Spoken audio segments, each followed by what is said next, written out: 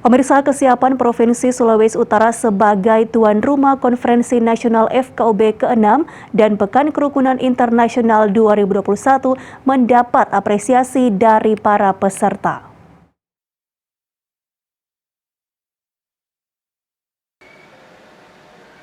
Sejak 17 hingga 22 November nanti, dua event besar yakni Konferensi Nasional Forum Kerukunan Antarumat Beragama ke-6 dan Pekan Kerukunan Internasional 2021 berlangsung di Sulawesi Utara. Terkait kesiapan dan pelaksanaannya mendapat apresiasi dari para peserta yang berasal dari luar Sulawesi Utara.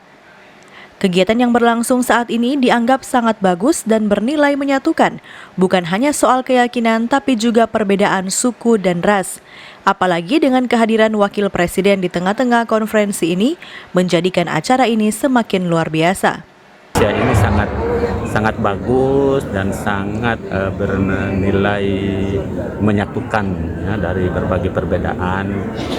Saya lihat bukan hanya soal perbedaan keyakinan, tapi semua perbedaan berbagai hal yang ada ke suku, agama, ras, daerah itu, maka sangat bernilai positif.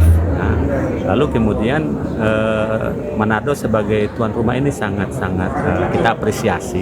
Acara ini sungguh luar biasa karena kita sebagai bangsa yang besar yang memiliki keragaman yang majemuk ini, kita bersama-sama membangun suatu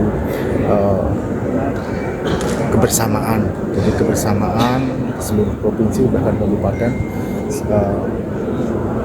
menghadirkan para delegasi-delegasinya untuk hadir di konferensi ini. Dan begitu juga kita lihat bahkan Wakil Presiden bisa hadir di tengah-tengah kita. Ini merupakan acara yang luar biasa. Konas FKUB ke-6 dan Pekan Kerukunan Internasional ini telah menghadirkan sekira 1.800 peserta dari 34 provinsi se-Indonesia. Paul Bawole melaporkan untuk Kawa Nua TV.